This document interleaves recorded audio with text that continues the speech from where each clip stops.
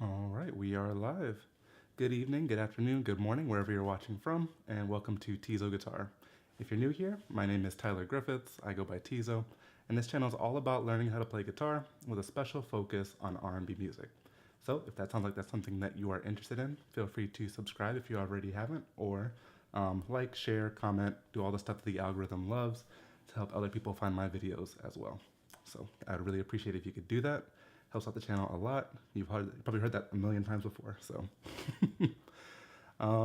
before we get started, as you can see from the title, we're going to be learning how to play "You Never Visit Me" by Masego.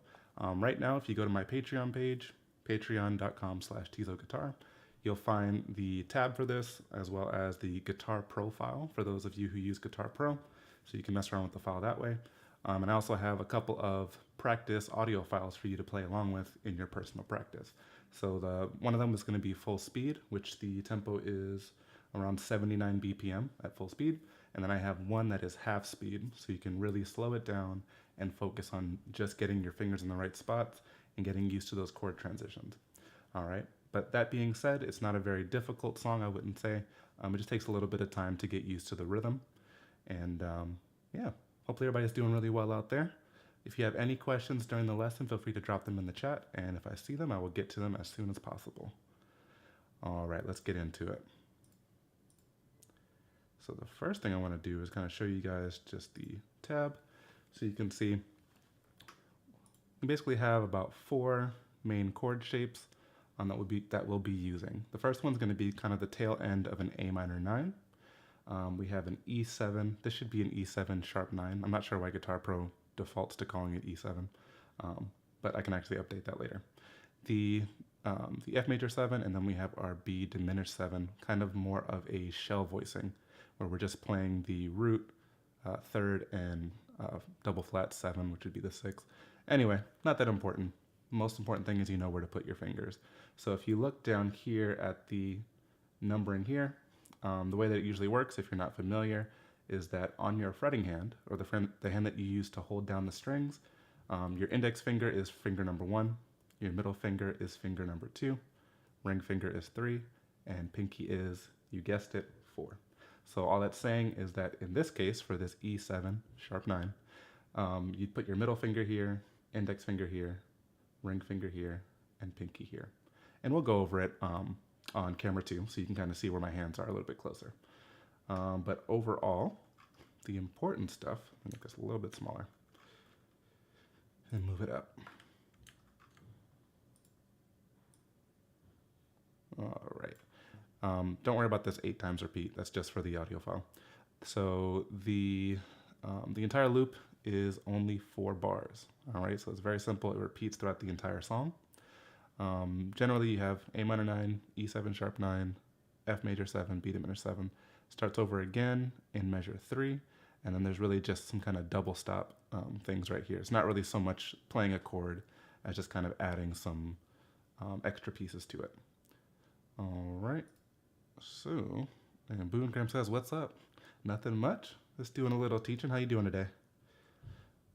Let's go back here.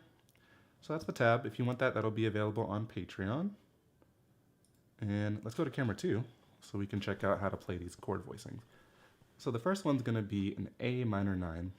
To do that, I'm just barring with my index finger on fret 5 and really just holding down that G, B, and high E string. All right, and then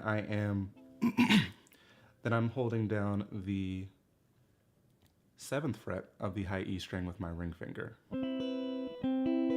So really the full chord that's being suggested is this full A minor 9, but the guitarist is only really doing the upper register. Okay, so from there, our second chord shape is going to be an E7 sharp 9. So to play that, I have my middle finger on the 7th fret of the A string. Index finger goes on the 6th fret of the D string. Ring finger goes on the 7th fret of the G string. And pinky goes on the 8th fret of the B string. That's E7 sharp 9, and that's also commonly called the Hendrix chord. because Jimi Hendrix loved to play that chord. The next chord shape is our F major 7. This one can be a little bit tricky at first, but it's not too bad once you get some time with it. Essentially, we're barring up here on the 5th fret. Really, the only two fingers that need to be, or the only two frets that need to be barred on that one are two strings, not frets, are the G string and the B string. Ring finger goes on the 7th fret of the D string, and pinky goes on the 8th fret of the A string. All right, very nice sounding chord. And that's our F major 7. And then the only next one we have, or the only chord we have to know after that, is our B diminished 7th. I usually play this with the thumb over. It's just a force of habit. You can play it however you see fit. But I'll show you the way I play it. So thumb goes on to the 7th fret of the the low E string. Gets our B note. Then I have index finger on the 6th fret of the D string. And I have my middle finger on the 7th fret of the G string. So we're not playing that A string, and what's really helpful about having the thumb go over is it actually naturally mutes that A string that we don't want. If you're finger picking, it's not so much of an issue, but if you decide to play this song with a flat pick, then you might have to focus more on the muting, and it's just nice having the thumb there to kind of mute that A string out. And because we're only really using 3 notes to make that B diminished 7th, this is called a shell voicing. It's really when you kind of strip a chord down to just the bare essentials of what make it sound like that chord. Usually meaning the 7th or the 3rd. All right, so enough about that. Those are our chord shapes. And let me show you how we go about playing it. So the first thing we do is we go ahead and we start in that A minor 9 fragment shape. Play them all together. Then we're going to lift our ring finger up, play that 5th fret of the high E.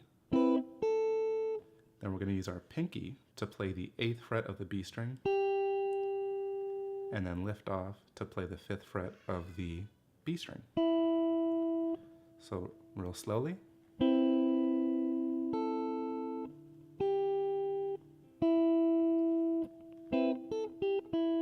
And it's kind of staccato. And so what I do to get that effect where I'm just kind of chopping those notes short is I'm actually lifting off, like kind of relaxing the pressure on my fretting hand, but I'm actually keeping contact with the strings. So that's a very important technique to know, so you can choose when your notes end. All right, so every time I play that note, I'm lifting off a little bit, not taking my fingers completely off, just lifting off and relaxing that pressure so it no longer plays that note. All right, so after we do that part, then we go into, right away, into our E7 sharp 9, and we're going to play it 3 times. On that last one, we hold it out for a little bit longer. All right, then we immediately go into the next chord, which is our F major 7. I like to play the first note, right, that note on the A string. Then I play the G and B strings together, play the D string, and then play the A string again. So it goes. And once again, using that method of relaxing my grip on my fretting hand. All right, so A, then G and B strings together, and then D string, and then A string again. All right, after that, we're gonna go into our final chord, which is our B diminished 7th. We're going to play all those, we're going to play the low E, the D string, and the G string together twice. And remember to do that muting right after. After we play that twice, we're going to go ahead and bar with our index finger. That's the fun part. Bar with our index finger on fret 7 of the D and G strings, and we're going to slide from 7 to 9 and back up to 7. All right. If that's a little bit too hard for you to keep that bar and hold it down, you can also use 2 fingers. Sometimes I use my pinky and my ring finger, or you could use your middle and your ring finger, whatever it takes just to get those notes to ring out. But the main thing is slide from 7 to 9 and back up to 7 on the D and G strings. So B diminished 7th twice, slide. Okay, that's the first two measures. All right, so stay with me, we're almost there. Then we're gonna go back and do the same intro, same thing as measure 1, where we go and then do the E7 sharp 9. All right, and this time what we're gonna do is we're gonna still do some double stops, but we're gonna do it where we have the 7th fret of the G string and the 5th fret of the B string. We're gonna play those two together twice. Okay. And then we're gonna go back and do our slide from 7 to 9 to 7, but this time the timing is a little bit longer where it goes. You kind of hang on that 9th fret a little bit longer, that's all it is.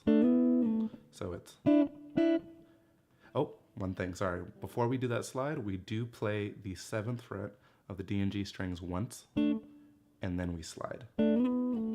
So altogether it would be like this. All right, remember to hang on that 9th fret a little bit longer on that second time around. So one more time, I'm gonna play the entire thing. So it goes. And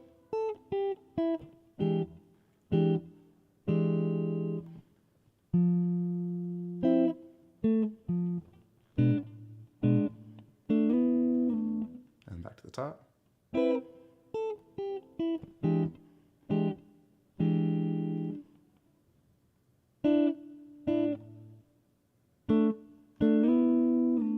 All right, and then more closer to full speed.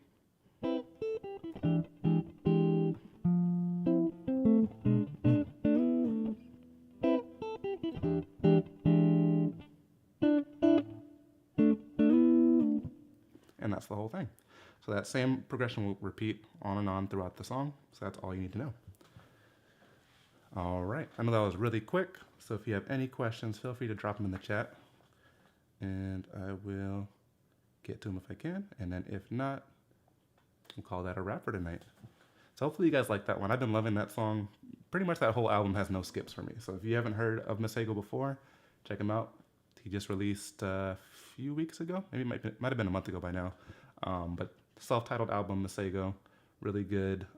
He made his breakout kind of doing what he called trap house jazz. So it's kind of like trap drums with jazz chords, and saxophone is like his main signature thing. So definitely check out his stuff. It's really good music. But yeah, that's all I have for you tonight. Just wanted to share that quickly with you. So yeah. And let's see, Boone says, dig it, check it out check out the album too. Thanks for the lesson. Yeah, man, anytime. Thanks for stopping by. So hopefully that helps you guys. Once again, if you need the tab, if you need some practice files to play along with it, they are available at my Patreon page, patreon.com/tizoguitar. Matter of fact, I'll drop the link to that post in the chat just so you guys can find it quickly. And I also, if any of this stuff was a little bit too difficult for you, please don't feel bad. It definitely takes some time to develop the requisite skills for a lot of songs, even if they're kind of simpler. This is more of a intermediate level kind of song, but it's not too crazy. Once again, it's only 4 bars. But if you are having trouble with it, or you are looking for more personalized instruction to kind of show you how to build those skills, I do teach private lessons on Zoom. So if you're interested, go ahead and drop an email at tizoguitar@gmail.com. Tizoguitar, just like the name of the channel, at gmail.com. Say, hey, I saw your lesson, I need help, and I will get back to you as soon as possible with some information. So, alrighty, I'm gonna go ahead and get out of your hair. I hope you have a great rest of your week, and I will see you guys on Saturday's stream. All right, take care.